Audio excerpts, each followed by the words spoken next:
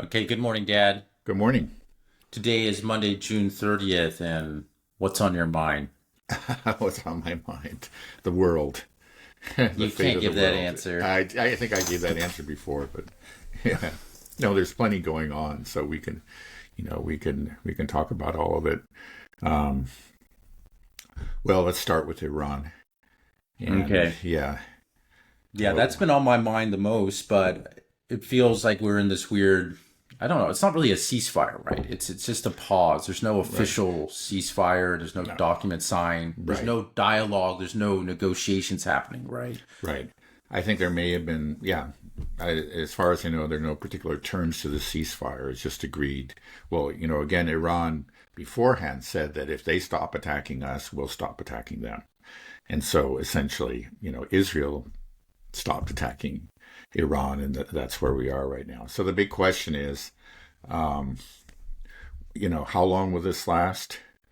And I don't know, it may not last very long at all. I think it's very clear that Israel did not attain its objectives. Um, its stated objective of destroying the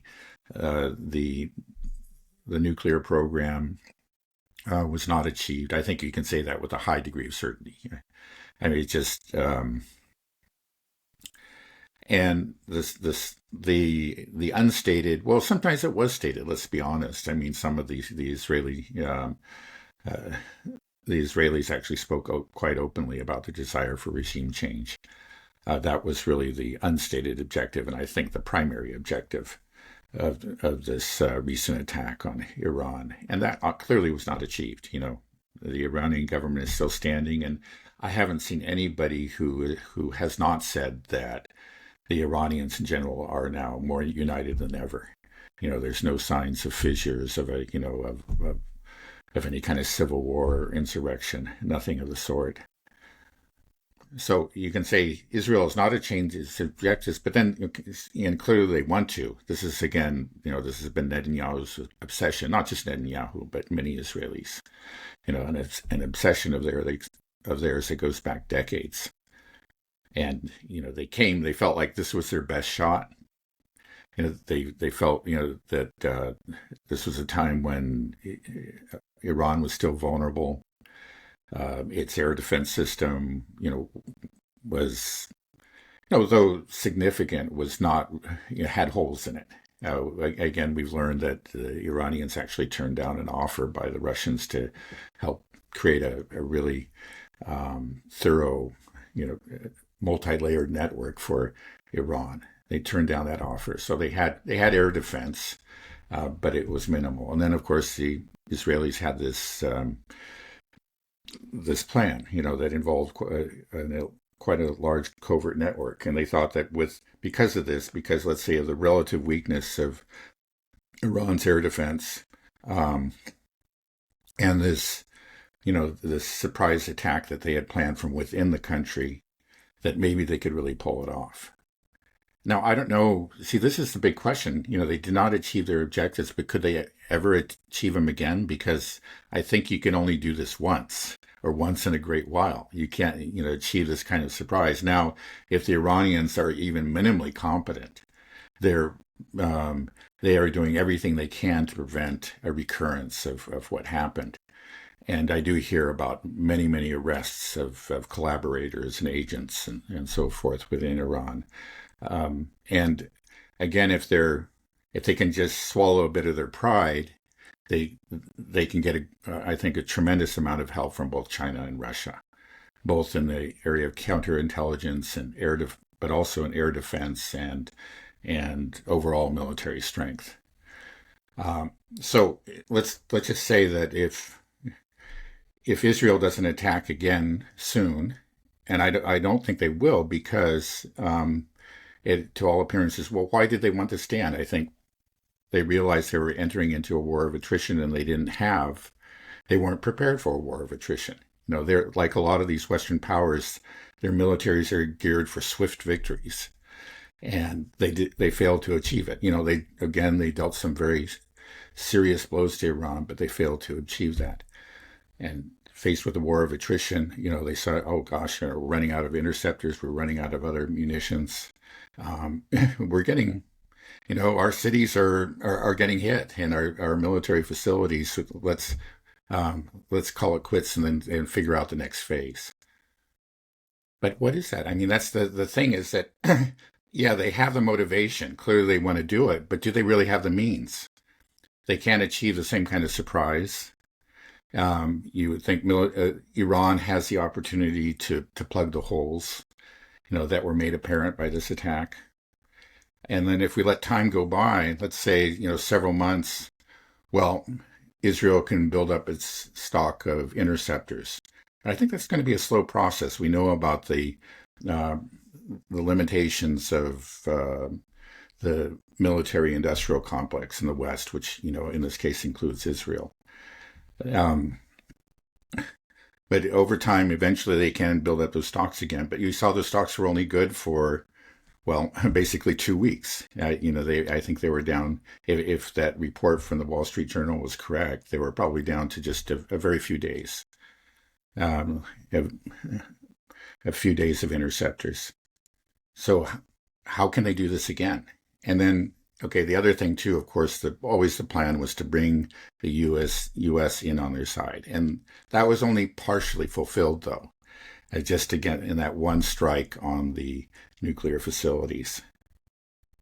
It just but it did not. The U.S. did not become involved directly involved, we should say, and overtly involved in the regime change operation.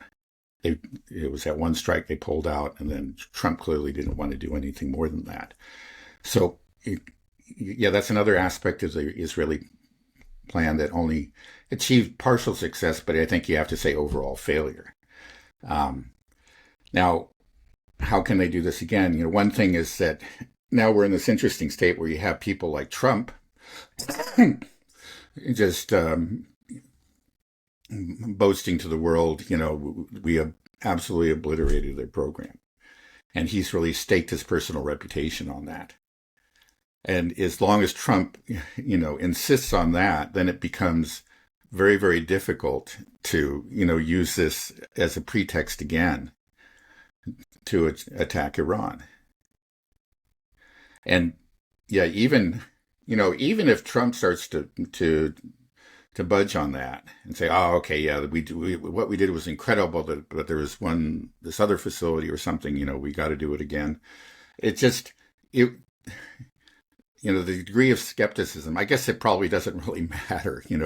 They don't really care if they don't have that much popular support. But on the U.S. side, it's clear that the skepticism, about this and the degree is um, quite substantial. The degree of support for it among the people is really quite limited. He got support from Republicans after he did it, but that was again for just a limited strike. And I think that suggests to me those kind of figures for just this one bombing raid. There's still it was pretty much evenly split within the total American population. Those who viewed it positively, those who viewed it negatively, and that's quite unusual. Usually, everybody's out waving the flag whenever our boys go out and bomb somewhere. Um, but that would certainly evaporate, if we got into a real war. And so anyway, it's just like I guess what I'm saying is that the Israelis failed, and at the moment, I don't think it's recognized by most Israelis and most people in the West. But I think anybody who looks at it really coldly and analytically says, yeah, they failed. And the if anything, the chance that Iran is going to go for a nuclear weapon now is much higher than it was before, much, much higher. Before you had the most intensively monitored nuclear program on the planet, and now it's that has ceased thanks to your attack. So if that really was your concern, you have to say that this is more than a failure. This was the opposite. This achieved the opposite result of what you're setting out to do. Now, this program has become secret. Now they have, a very powerful incentive to go towards nuclear weapons, to develop a nuclear weapon, and probably they can do it. I mean, it's if they have that, everybody seems to agree. I don't know what the intelligence is that is making all these different agencies and analysts around the world say that, they definitely moved the highly enriched uranium out of the bomb facilities ahead of time. If that's true, or even there's a substantial portion of that 400 plus kilograms was moved to a safe location, then it's not going to take them very much time, or it won't even take that many centrifuges to actually increase that 60% uranium to 90%, which is weapons grade. That's um, it. It's already, the refining process, for enriching uranium is not linear. The increases are actually exponential. So to go from 60% to 90% takes very little effort. It's in essence, they are 98% of their way to weapons grade. So if they have that, they don't need that many centrifuges because there's just not that much work left to do. They can do it, right? Now, actually weaponizing it, taking the weapons grade uranium and making a bomb out of it and a delivery system for that takes more time. Maybe they have some, have laid the groundwork for that.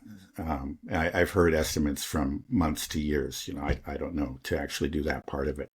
But you just have to say that everything that actually the Israelis said they wanted, they failed to get, and even worse, they've actually created the potential nightmare scenario, according to them, that they supposedly were trying to avoid. They ended up actually creating it. And now what are they going to do? Right now there's all this. I've even heard some Israelis, like an Israeli journalist, describe a euphoria among some people in Israel anyway. They feel like they achieved a great victory. But if you look at it again, objectively, they failed. And do they really have the means to go ahead and attack them again? So, I have the sense they will attack them, but can they really? We'll see. Right. We've always been operating under this pretense that it will be Israel that will violate this ceasefire, that Israel, this is their desire. They launched this attack and they're going to do it again. But is it possible that they took such a beating and you just painted a very bleak picture, just the hard realities of it, that time is on Iran's side? The more time that they have, they'll be able to bolster up their air defenses, potentially go for a nuke. They can strengthen their ties with Russia and China, where we saw that Israel did not have the air defense capabilities. They don't have the production capabilities to produce the interceptors. They were unable to bring the United States fully in, and they were unable to achieve regime change. So the likelihood of doing any of those things, again, seems very unlikely. So is it possible that they will just be like, maybe we can't do this? And then the other aspect in it is, obviously, it seems like the Trump administration, Trump does not want Netanyahu to attack again. Trump is just claiming victory. Nobody talk about this again. Let's move on to something else. That's his plan. And we saw that Netanyahu's had this corruption trial that's been ongoing, but it keeps on getting pushed back because of the wars that Netanyahu keeps on starting. Right. And so there was supposed to be a resumption of this corruption trial. But then we saw Trump tweet out saying, Netanyahu, he's a great guy. He's a warrior, fighter for Israel. This is just a witch hunt. Let him go. Hey, maybe I'll stop sending aid to Israel if you put Netanyahu on trial, something like this. And so all of a sudden, I'm wondering that if Netanyahu does have a corruption date set, I feel like we can expect him to attack Iran or attack somebody before that date set. But now that there's no date, because Trump, I think, push for this, and there's no date, that maybe the agreement is just like, okay, Netanyahu, just don't do anything. Don't worry, you're not going to prison. We'll keep it safe. Just don't attack. But if you attack, then, is that possible? Just something that I thought of. Yeah, well, Netanyahu is still in a very precarious position. I think clearly, it's not that I think, but clearly he did receive a bump, a real solid boost to his standing. He received a great deal of support for his war against Iran, again, across the political spectrum. So a lot of people that actually, hated Netanyahu, wanted to see him locked up, they temporarily, stood and saluted, and that effect, that rally around the flag effect, is still there. It hasn't disappeared, but it will disappear over time. It always does, right? And then he's going to find himself where he was. And I think it looks like it's, you never know. This guy is so very wily. he may figure a way to slip, out like Houdini, like from the from the difficult circumstances that he finds himself in. But it seems to me that the walls really are closing in on him, and eventually he cannot escape that trial and probably a conviction. But like you say, that incentivizes him to engage in reckless action, and it could again be Iran. I mean, he could say actually the truth, probably, that Iran does still have a nuclear program, and now they're going for a nuclear weapon, which may actually be true, whether or not he has the intelligence to prove it, and launch another attack. Now, of course, it's a very, very risky course of action, especially since they don't have, they don't have Operation Rising Lion. Essentially they've already shown their cards, and so it's going to be different from day one. Whenever he does it, but there's always that, I think, that notion or that hope that if we really start to lose badly, the Americans will just find it impossible not to intervene forcefully on our side. I know. The problem with that thinking, though, is that how can the U.S. intervene? The only way that we can intervene would be through air campaigns, right? It's impossible to get the United States to do a ground invasion. Yeah. You're not going to enact a draft in this country on behalf of Israel. It's not going to happen. So I don't understand. Like you're saying, what can Israel do? Well, at some point, what can the United States do as well? Right. Yeah, the United States can do a great deal of damage to Iran. There's no question about it. But again, Iran has the means to do damage to U.S. forces in the region, the bases, the ships, and so on, which are all within easy range of again, they're shorter range and mid-range missiles, of which they have very many. So yeah, that's one reason clearly the U.S. does not want to become involved, and that's why we've had these calibrated responses from Iran and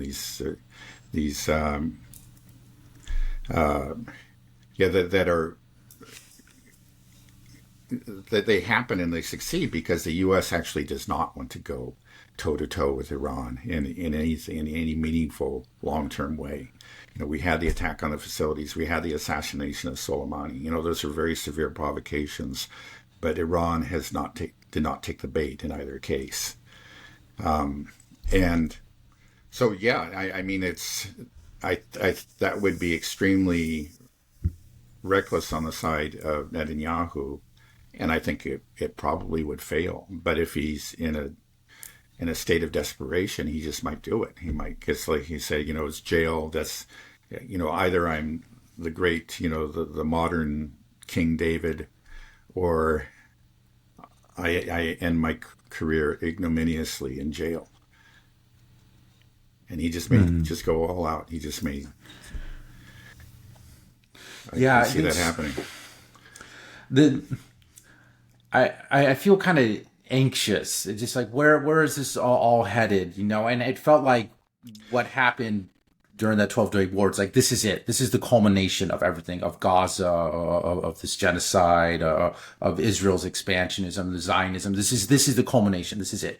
And then it just kind of stopped. And now we're just all sitting waiting for something to happen. But in the meantime, Gaza continues to be this horror show, this genocide. And I'm just wondering, just the voices screaming genocide around the world are getting louder and louder. And then the counterbalance on the Zionist side is just to scream anti-Semitism louder and louder and louder. And I feel like it's reaching this breaking point. I mean, we just saw at Glastonbury over the weekend where in the UK, where the British rapper shouting, got everybody chant death to the IDF. And that's becoming a motto. Everybody's taking that up. And then, of course, you were seeing a big pushback from the Zionist crowd about, playing the victim card and anti-Semitism. We got Hitler 2.0 all over again is what's being pumped out there. But this has to break, right? Where's this going? How is this going to, how are we going to see this affect not just Israel and Iran, but just everybody? Yeah. That's a big picture question. So. Yeah, well, it is. Again, it's just that in the background, there's always the Samson option, but even short of the Samson option, just the chance that Israel will go nuclear. We're just talking about Iran. And I wouldn't put it past Netanyahu. Maybe the IDF would just say no, but actually the chance that he would actually use nuclear weapons against Iran. And he would base it on, okay, they are, racing breakneck speed to develop a nuclear weapon. We have no choice. We have to use a limited part of our portion of our own arsenal to stop them. Now, that's just, that's madness. But the one country in the world that might do it is Israel. Already, they're hated by all the world. It's not like, they're in danger of losing their reputation because they've already lost it.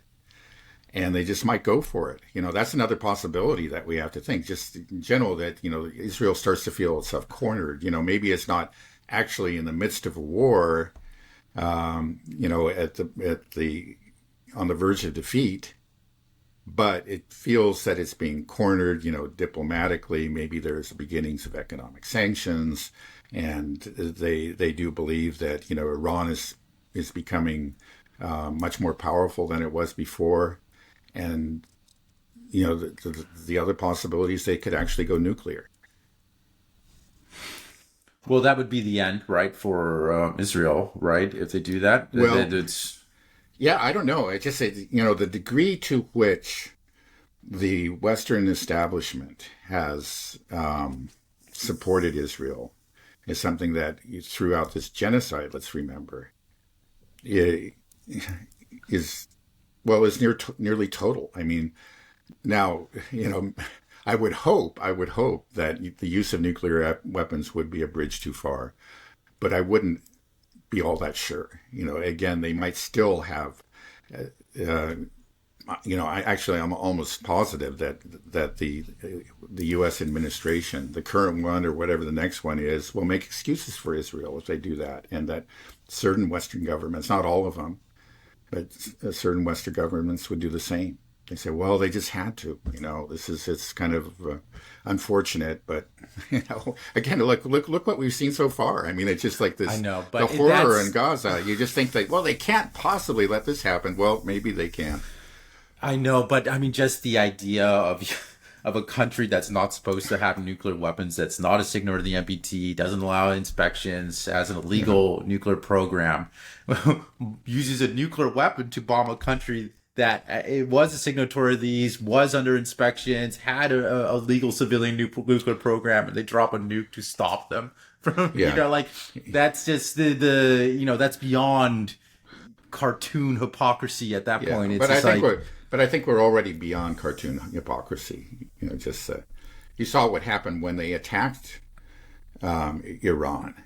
And the support that they got, well, Israel has to defend itself. Well, wait a second. This was a completely unprovoked attack on Iran. Yeah, I know. But I mean, a nuke, I mean, who knows? Yeah. But you're right. I'm not expecting that. I'm not predicting this, but I'm just saying that these are possibilities that if, again, looking particularly at Netanyahu, but it's just the Israelis in general, they reach this point where they understand that the great majority of the world really hates them, and they don't care. They've actually kind of chosen to go down that road. It's just like what can we do to make them hate us more? We just don't care. Yeah, I mean, it's because whenever we talk about Israel, it comes down to that. Israel's out of options, and when it runs out of options, then the nuclear option almost feels like the only one available. And that's what's so scary. Right. But can we maybe put a positive spin on things? Is there any way that this can end well? Could we actually get out of this mess? Well, can there be a change? Can Israel accept that, okay, we can't take down Iran, we have to sort of accept our place here in the Middle East. We have to have defined borders. We can't constantly be attacking our neighbors. We have to give Palestine a state.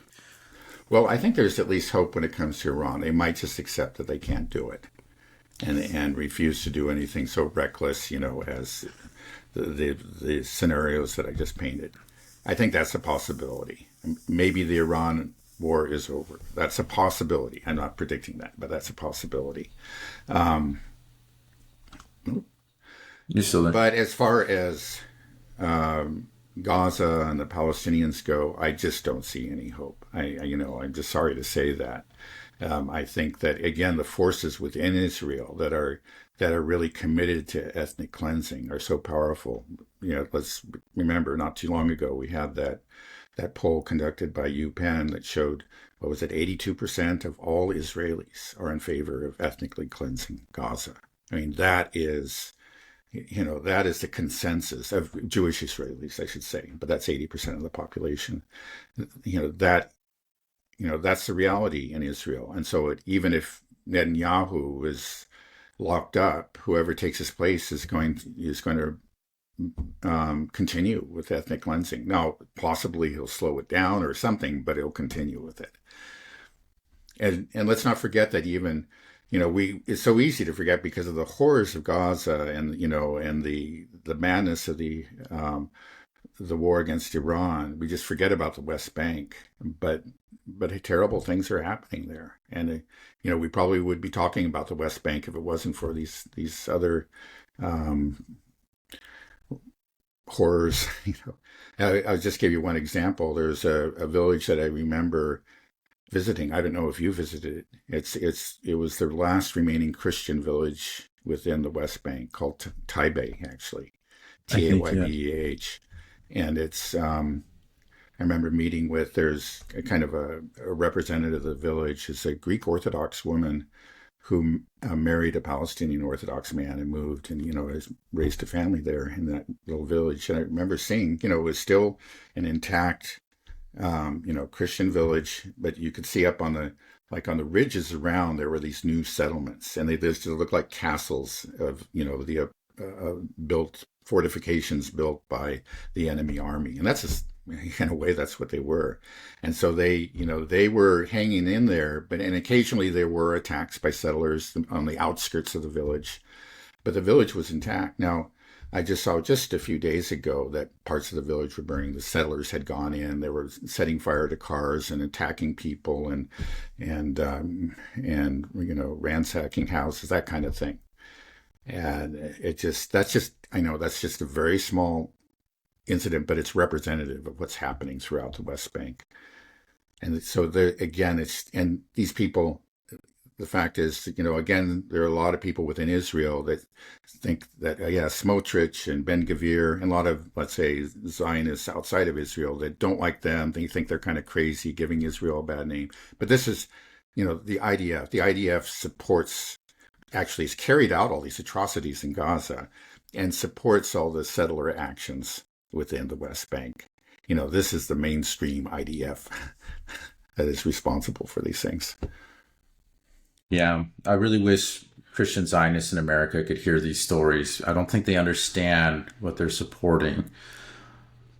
Well, yeah, I hope not. I hope they don't understand. Well, I mean, I think most of them don't. I think that's correct. Yeah. So you think that, maybe there's a small chance that maybe that Israel won't try something with Iran. It'll continue its ethnic cleansing campaign of the Palestinians, both West Bank and Gaza. But won't that? I feel like I said earlier, that the voices screaming genocide are becoming so loud that in itself, even if Iran doesn't start back up, won't that incite something? I mean, it's amazing it hasn't so far. It's been 22 months. Yeah. But surely at some point, right? Isn't it going to be? Yeah, well, you would certainly hope so. That's all I can say. But I think what it might do is just minor adjustments, kind of efforts to just obfuscate, what the Israelis are doing, or to into some way, appear to create the appearance that they are responding to, these criticisms, because that's what's happened already. Remember, like the outcries about the enforced starvation in Gaza started to get louder and louder in places like Europe, and eventually they responded, but they responded with this really diabolical,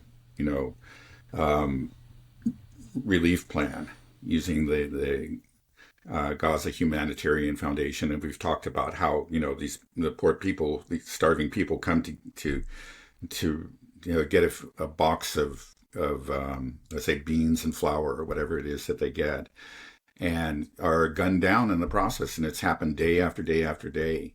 So it's like they just change the form of the genocide rather than the reality of it. That's how they responded to the criticism. It's like, okay, yeah, we're receiving this. We need to do something somewhat different. We're starting to feel some heat here, but we still have our ethnic cleansing campaign. Actually, we could use this GHF, to actually support our ethnic cleansing campaign. And I think it's clear that that's what they're doing.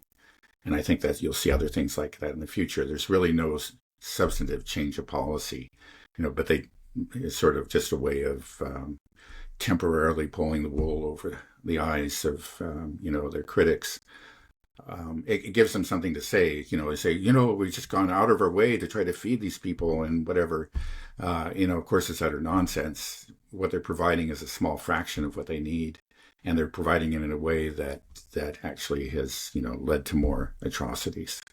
But they have, for a while, they're able to stave off their critics. Those people that really are ardent Zionists, but started to feel themselves, rather uncomfortable because of what was going on. They didn't have answers to the very pointed criticisms that were directed at Israel. Now they have this line, well, Israel has gone out of its way to try to, to feed these poor people or whatever. And that'll work with some people for a while. But it doesn't change the reality. And then I think, in the end, it won't prevent the rising tide of criticism. But it's just sort of like, I don't know exactly how this is going to turn out. At some point, there may really be a change of policy in a place like Europe. Some of those supporters, so far it's just been rhetoric. But if it does go beyond that, then Israel is in a tough place. We'll see what they do. Maybe they will really have to meaningfully slow things down, or actually, stop the campaign for a while. But right now they seem to be hell bent on it, and there are people like within the ruling coalition that just don't give a damn. They really don't. Do you think it's actually possible that Israel could achieve a complete ethnic cleansing of Gaza? I mean, and the West Bank? I mean, it just doesn't seem like they could. I mean, look how damaged Israel is after 21 months of Gaza. And what have they achieved? They have killed lots of women, lots of children, destroyed lots of buildings, made life miserable for people. But they haven't really, it's been a strategic defeat, right? I mean, they have not defeated Hamas. They don't control Gaza. They are hated beyond imagine or across the world now. It's just, this hasn't gone on well. I mean, this is where we're at 2 years. I mean, the rate we're going, it's going to be 5 more years of this in Gaza, of just constant horror and anger building up around the world. It's just not possible. And then they want to do the same in the West Bank. It's like, do you actually think they could do this? Well, it's hard to see. I think they can achieve a partial ethnic cleansing of Gaza. For example, maybe they could do it for North Gaza, and I know that has been a stated objective of at least a part of the Israeli elite. And that when you look at the actions that they're taking, like where they're locating the very limited number of distribution centers, they tend to be in the south. And I think the idea is to starve the Gazans out of the north, and to actually seize permanent control of the north. Now, the problem with getting all of Gaza is that, well, you either kill them all, or caused the deaths of virtually all the Gazans that are still there, whether through starvation or disease or, again, direct violence. And that, again, maybe even our completely amoral Western leaders just might not be able to stomach that. There might finally be a break, a real collapse of support for Israel if they could start to, clearly are on that path. It looks like they really are just trying to kill them all off. I don't think that's going to happen. But then the alternative, if you really want to totally ethnically cleanse Gaza, is that you have to send them somewhere else. And so far, there isn't a government in the world that has agreed to that. Clearly there have been efforts made by both the U.S. and Israel, to find places that will take the Gazans, but we don't see that happening. So what we may end up with, in the not so distant future, is just that, okay, the Gazans who are already quite crowded, just being pushed into southern Gaza, and in just tremendous misery, but just barely staying alive, and northern Gaza just becomes a permanent part of Israel. I don't know. That's just such an awful picture, but I don't know. I can't really see anything else. Well, I mean, I feel like if it continues much longer, we're going to see, maybe something happen in Jordan or in Egypt. Maybe Hezbollah begins to reconstitute itself. I don't think that they can do it. I mean, it's just so many people are watching it. The cries are getting so, it's going to destroy all the politicians throughout the West. All of their careers will be destroyed because of their support for Israel, unless they start standing on the right side of history. I just don't see this. I don't see them. I'm amazed they've gone this far. But the damage I think done to Israel has been irreparable, just reputational damage, economic damage.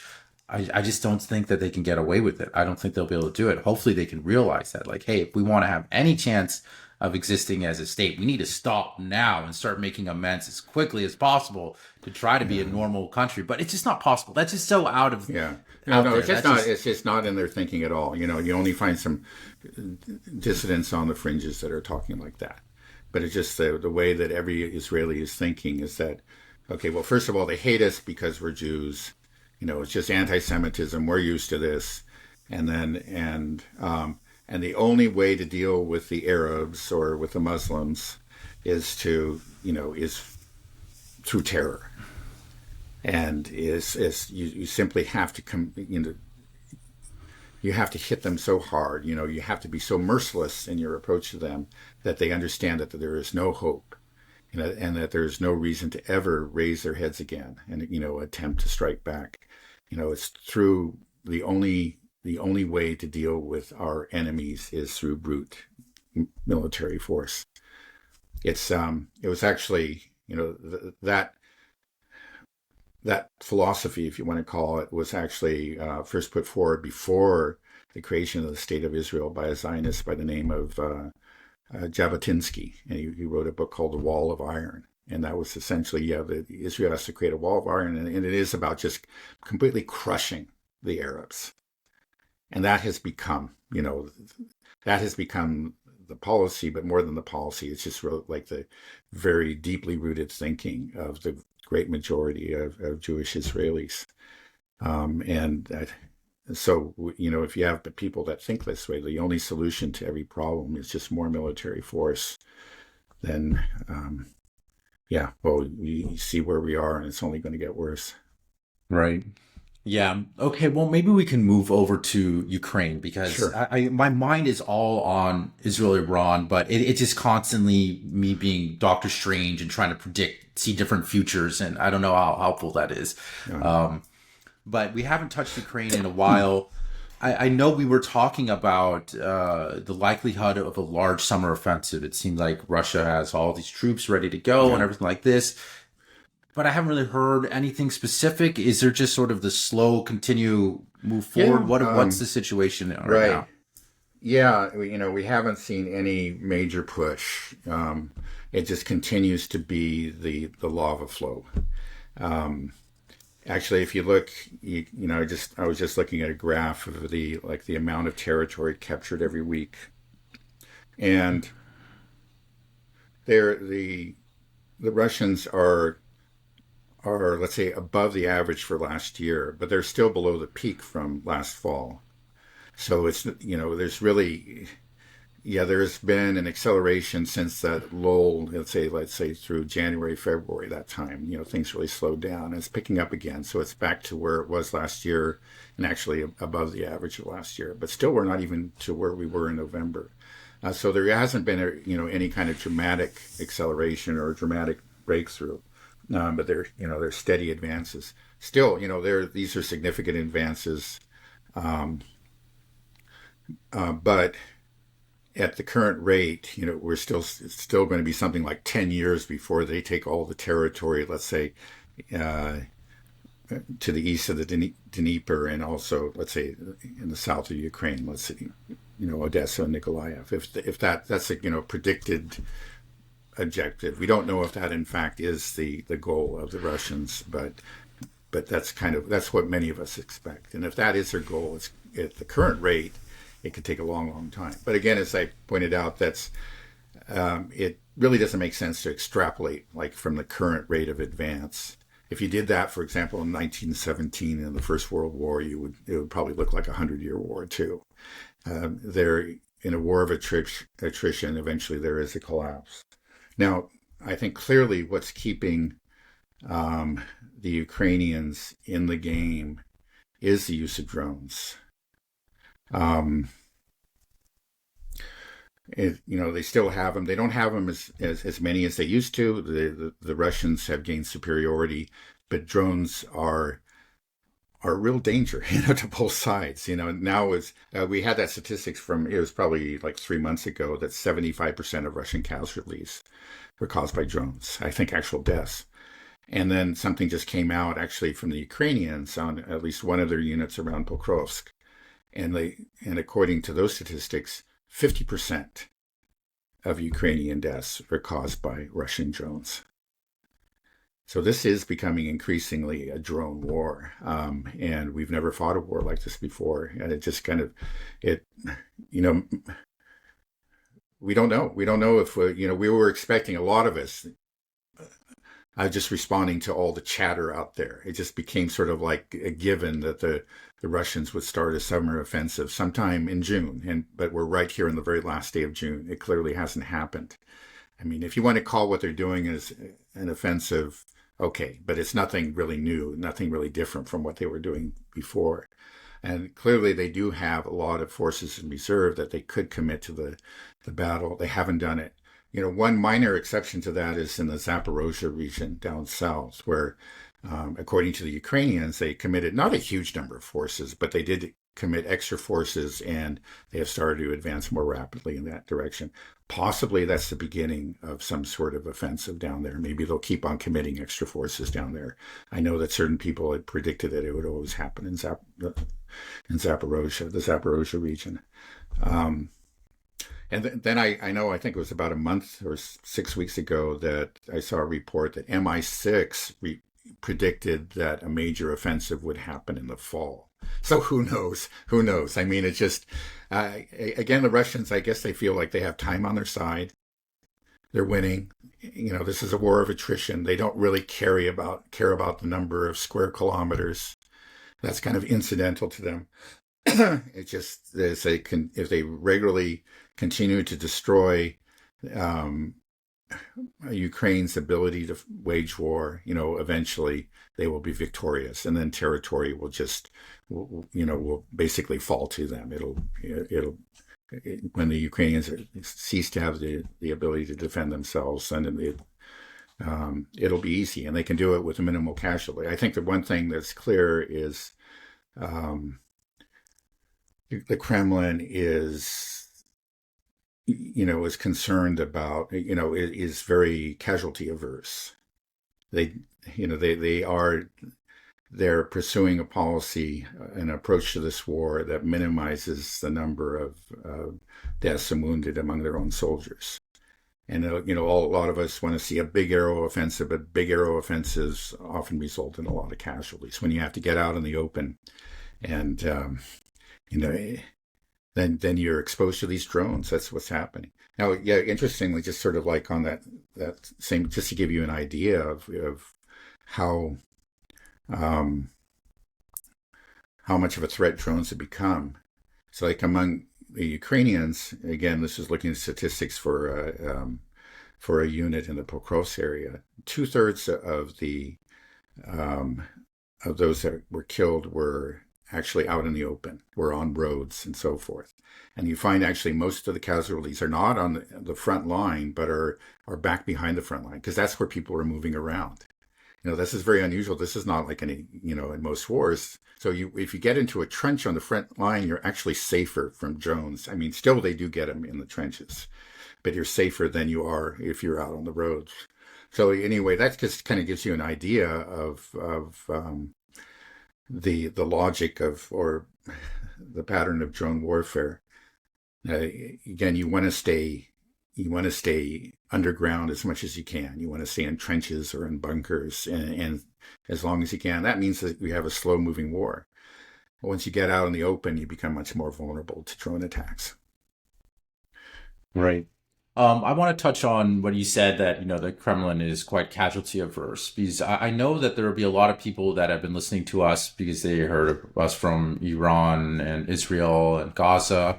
And then when we switch to Russia, all of a sudden they're like, well, this is something strange. And the idea that the Kremlin is casualty averse does not compute. That's not right. That's not what we've been hearing coming out of the West.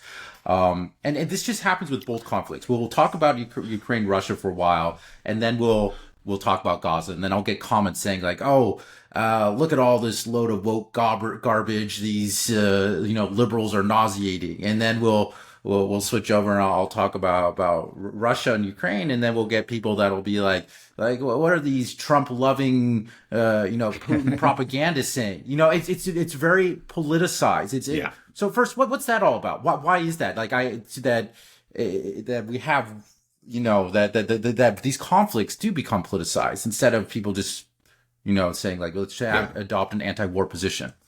Yeah. Well, the power of partisanship should not be underestimated. I think all of us, to some extent, are affected by it. We try to be as objective as possible, but I think all of us, to some extent, get pulled into one camp or another. Now you just try to minimize that and try to be as fair as possible. But let's be honest, a lot of people don't even try. And for them, politics is about your team versus the other team. And if you're approaching things that way, you'll find yourself in one, let's say, information ecosystem rather than another. And if it's red versus blue, for example, in the U.S., actually there's a great deal of overlap. Most of the news is going to be evil Russia and also blameless Israel. Left-leaning, right-leaning, I think you're going to find most of it. But even within within mainstream news, if you're in, let's say, the red ecosystem, you will hear people like Tucker Carlson. Now, if you really listen to Tucker Carlson, sometimes, you'll hear some real criticisms of Israel, but he doesn't, I think he's kind of careful because he understands he's getting more okay. out there about it now. Yeah. Okay. Interesting. Good. Yeah. No, I know he's done some very good work in the past on that, but, so maybe Tucker Carlson's kind of an exception. That's somebody who can take people to us or people like us. Mm-hmm. But you will, from Trump himself, you'll hear comments that are, you'll find an absence of hostility to Russia. Let's just put it that way. And you'll sometimes actually hear explanations that would have been described as Putin talking points in the past. There is an openness to the Russian point of view on the right side. Now, it's not dominant, but it's there. You do hear it from time to time. You hear it from administration officials, and you'll hear it. it's still, the dominant narrative is evil Russia, but there are, if you're within that ecosystem, you may start to hear something else. You may become aware of it. You may soften, your point of view in relation to Russia. But then over on the blue side, you don't find any of that. It's just like there's just no exceptions. Russia's evil. But you will occasionally find, stories that are very sympathetic to the Palestinians. For example, on MSNBC, and we've talked about that some in the past. So if you're part of that ecosystem, and you may become aware of an alternative, interpretation of events, and you can be led in that direction. So people that are kind of solidly blue or solidly red tend to, but are maybe a little bit more aware about foreign policy. They can gravitate towards a position that is sympathetic to Russian if they're on the red side, and then they can become sympathetic to the Palestinians if they're on the blue side. But if they're going to stay blue or red, they really can't be sympathetic to both. That's just the way it is, as long as they're partisan. That's I think that's doesn't make real sense, but that's the way so many of us are kind of our mental universes are put together. I think for a lot of people, they want to adopt the moral position and go by their moral compass. And I think that's very easy to follow when it comes to the Israel-Palestine conflict. I mean, you have the settler colonial colony that is just has these people in an open air prison and is just slaughtering them. It's hard to justify what's being done there. And so people see that, and it's easy to adopt the correct moral position on this conflict. I think it's not so easy for people to understand the Ukraine and Russia conflict, because when we talk about it, it's like, well, Russia invaded Ukraine, right? They're the aggressor. So this is clear. So if you're not diving deep into this conflict, then it's it's hard to know what the moral position is to be. Is you if you look at it superficially, the moral position is easy to be painted that we should be supporting Ukraine. Mm-hmm. So I think that's part of the problem that we have here. And then passions, whenever there's a conflict, passions are inflamed on both sides. And if you're not directly fighting the war, then you're spending a lot of time trying to convince people of your side. And so I'm wondering, do you have like a set of guiding principles for you when you're looking at these conflicts or moral conflict, and be like, to determine which side has the moral high ground? Where, if should we be lending our support at all to be in this conflict? I feel like with the Ukraine conflict and Israel, we have to, because our country is involved in these conflicts directly. But Right. yeah, I'll let you take it from there. Yeah. Well, yeah, I think we do have responsibility when our country is involved. There are other conflicts going on in the world, like in Sudan, for example, or in the Congo, and then many people are dying. And these are real tragedies in some ways, the tragedies that can rival the ones that we're talking about. But we're not directly responsible for that. We don't have, bills in Congress to support one side or the other. There's nothing like that. And, maybe if you investigate, you'll find some kind of CIA involvement or whatever, but it's on the margins. But we are so very directly involved in these conflicts, and it becomes, especially when it comes to Israel, it becomes really almost a matter of our own identity. So I think you're obligated as American citizens, or if you're a citizen of any Western country, to really understand these conflicts and to take the moral position. And to understand them, you do need to know the history. I think especially true of the Russian conflict, as he pointed out. The story that has been put out that this was just, an unprovoked invasion that just came out of the blue one day. Putin woke up and decided, I think I want to take Ukraine. There are a lot of people that believe that. And if you really believe that, because they weren't following what happened, the events in Ukraine beforehand. It's just something that it was maybe on the margins of their consciousness or awareness. And then all of a sudden, you're not prepared for it. There's a sudden invasion. He said, like, what, these crazy people, these, SOBs, I'm standing with Ukraine. That's kind of a normal position. Now, I would just say that if you're going to do that, you feel like you're going to take a position on a war like this, you have an obligation to try to understand what's going on, right? You just have an obligation. It's just like you can't just go by.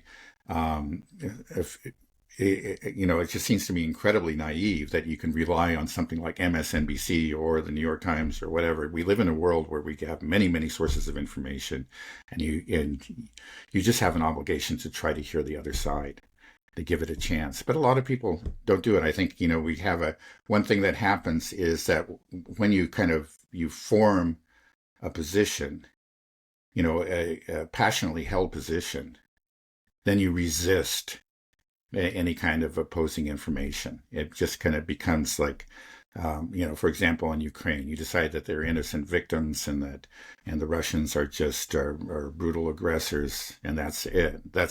And you can understand, like, especially in the opening weeks, how a lot of people, of goodwill might leap to that conclusion. So you form that kind of position, and then maybe some information starts to come in. You see some story about the ultranationalists, the Banderites in Ukraine, and their tremendous influence they have there. And, that's something that, but you don't want to go there because you've already decided that they're victims, and your emotional response is, we can't blame the victim. And so you just shut it out. And that's why you just don't see those stories. I think that's kind of the general consensus, the consistent narrative that we have. And that narrative is, well, it's buttressed by cold interest. Again, we have this is the policy of the United States is try to weaken Russia. And so they want to support a certain narrative. But this is a narrative that's buttressed by emotion too, and it's hard to sometimes climb down from that emotional hill and look at something objectively. And of course, in the case of Israel, you have something similar, people that are just passionately committed to Israel as a victim, and which starts to become absurd. But if you stay within, let's say, the Fox News universe or something, that's still what's going on. I think over time, that's even if you're watching just Fox, you got to be starting to ask some questions. But that passionate attachment to Israel really prevents people from opening their eyes to to the obvious reality. What you're saying, it's just so blatantly obvious. Well, it is, but being passionately attached to somebody, you can see it like within our personal lives. You may know situations like this, somebody just believes in this person, and you start to see you're kind of outside of you're not so close to that person, and you can see, hey, there's some real problems here. There's something going on here, but you can't, maybe someone's infatuated with, a young woman is infatuated with a man who really is morally very dubious, and you can't really tell her that. She doesn't want to hear it. She's angry. This is the kind of thing that actually sometimes happens. We get these passionate attachments in geopolitics.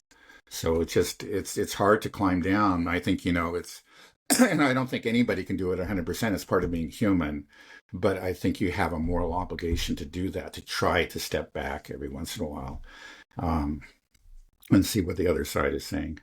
Right. Try to step back, look at the other side, understand history. But is there something else that we should, like, for example, self-determination? Is this to be a principle that we should be looking at to find that moral core? Because it can be difficult for people to understand history because there's so much propaganda on all sides going out that it's easy to get in your echo chamber. So it's not simple for people. People have busy lives. It's hard to understand. So is there some type of principle that could help sort of ground people, like self-determination, like, okay, the people in the eastern Ukraine that identify as Russian and want to be part of Russia, the Palestinian people have the right of self-determination, but then it comes to like, well, what about the Israelis? Like, but then like, what? I mean, they're mostly Europeans, and like, I don't understand. Do they have that right? I mean, like, what is this? How does this work? Well, yeah, self-determination is a good principle. That was. it can become difficult. I mean, the world's very messy, but we can apply these principles broadly, and certainly if you apply them, I think to both of these conflicts, that this principle of self-determination, looking at Ukraine, for example, certainly the people of eastern Ukraine, really do not want to be part of Ukraine anymore. They identify as Russians, and I think it's largely true in southern Ukraine as well. Um, and so you have to stop and ask yourself, well, am I actually? I think in the minds of so many people, what's happened is I stand with Ukraine, but do you even understand what Ukraine is? A lot of Ukrainians don't stand with you. Again, like your sister in Moscow knows those Ukrainians, people that actually fled Ukraine because they were being persecuted, for standing up for Russia before the war, just after the Maidan coup. Um, so I think that's one thing is right. Again, this, yeah, if you're going to apply the principle of self-determination, say, okay, that's something, at least a principle I strongly respect. Then if you're looking at Ukraine, you've got to ask, have to make some kind of effort to understand what this country is made up of. We always tend to, in the U.S., say, I stand with this country or that country, but often I think, we find it emotionally satisfying, again, to say that. But if you look at the country more closely, you'll find that country is actually divided on the issue where you have taken a stand. You've actually stood with one side. And do you really have, I guess this is another country. Should be another principle is that okay, that the controversies that you find and conflicts within other countries, those are not our conflicts. There's just no way that absent a real substantial effort, that we can really understand them, and we should not become involved. When we become involved, it seems like it's because of against, either some broader geopolitical goal that's not named there because it's really kind of cruel and calculating, or it's kind of some kind of emotional satisfaction. I've talked about Ukraine, but you could say the same thing about Taiwan or Hong Kong. I've heard the same thing. I stand with Taiwan. I stand with Hong Kong. But Taiwan is a very divided society, as you well know. From your mother and your aunts and so on. They're on the other side of where the U.S. stands most of the time. And the same thing was true in Hong Kong. We stand with the Hong Kong people, but a lot of the Hong Kong people were standing with the police. So the vast majority, actually, yeah. I remember. Right. TJ was in Hong Kong at the time, yeah, and he was saying that everybody was really upset with the protesters. Right. So, I think this is another, the principle of self-determination, but the other thing is the principle of, let's say, local knowledge, local issues, that we need to understand that, these are not our issues. These are not our controversies. There's really no reason why we should choose the ultra-nationalist side and try to suppress Russian identity. Obviously we shouldn't, even for other reasons, but that's in effect we're doing because we refuse to respect local complexities. Mm-hmm. Mm. Well, okay, could you give me just a brief summary, because I'm just thinking about the viewers that have been following us, because we've been talking about Israel, Iran, and now we switched to here, just how you arrived to your position and Russia, Ukraine, in just a short summary. Are you able to do that, or is that too much to ask? Well, I won't go too deeply in it. I'll just say I did have a familiarity with what was going on in Ukraine. I wasn't focused on it to the extent that I am now. And now I'm reading a history of Ukraine, or at least of the events that led up to the current conflict. But I was aware, I knew a lot about the 2014 coup.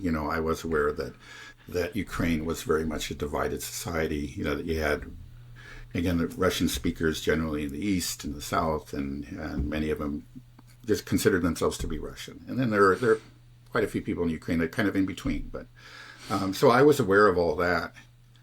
Now, and so that right there, I think, set me apart from the vast majority of Americans who probably didn't know any of that, who didn't know any of those things at all. So, when the uh, when the Russian invasion started, or you can call it the launch of the SMO, when that occurred, they didn't have any sort of context in which to place it in. Now I did. Now still, I have to admit that it took me by surprise.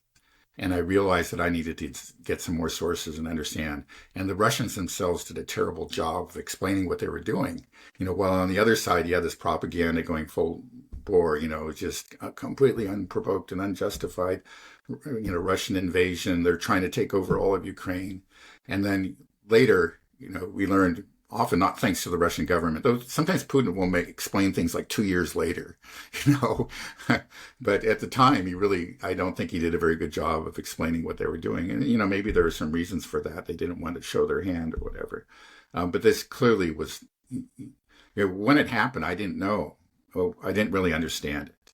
And I found it kind of shocking, and I considered it actually by and large to be unjustified. I understood that it was provoked.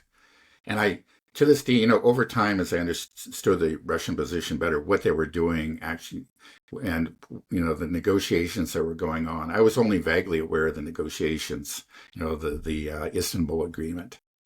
It got some coverage in the West, but not a whole lot.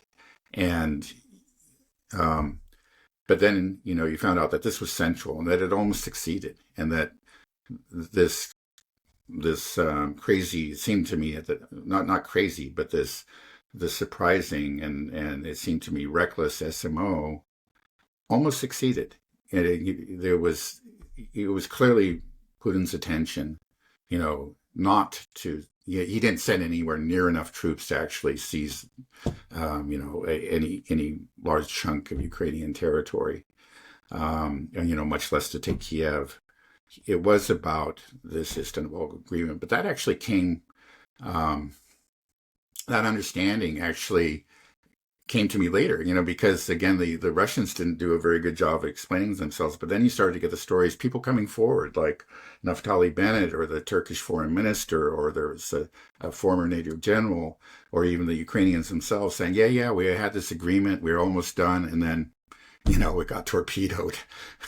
So that really changed my understanding of the war. Now, I think people of goodwill can disagree on whether or not it was wise, it was justified. And from different perspectives, people can disagree on that. But it's clear that there was the intent, on the part of Putin to actually, to reach this agreement, which they considered essential to Russia's own security. And they very nearly got it. And the war could have ended very soon. It's also clear that Russia was trying to avoid war. It was pursuing diplomacy, not in a deceitful way, as clearly was happening, between Iran and the United States, but in a very sincere way, over a long period of time, going all the way back to the Minsk agreements. We're talking about years and years. We're trying to find alternatives. So, though I did have a context, my context has been greatly enriched, and so over time, I've become more sympathetic to the Russian position. The Russians didn't really lay it out for me, but eventually even, other actors, non-Russians, came forward and said, yeah, this is what they were doing. Okay. Is there anything else you want to go on about? I don't know if we want to dive too deep into Russia, Ukraine right now. Okay. Yeah, we'll have to do that. I felt like we kind of ended odd. I feel like there's in the middle. Do you want to anything else to round it off? I think it's fine. We don't have to put a bow on it or anything. Okay, we won't put a bow on this one. Okay, all right, Dad. Thanks a bunch. Have a good rest of your day, and I'll talk to you soon. Okay, bye-bye. Okay, bye-bye.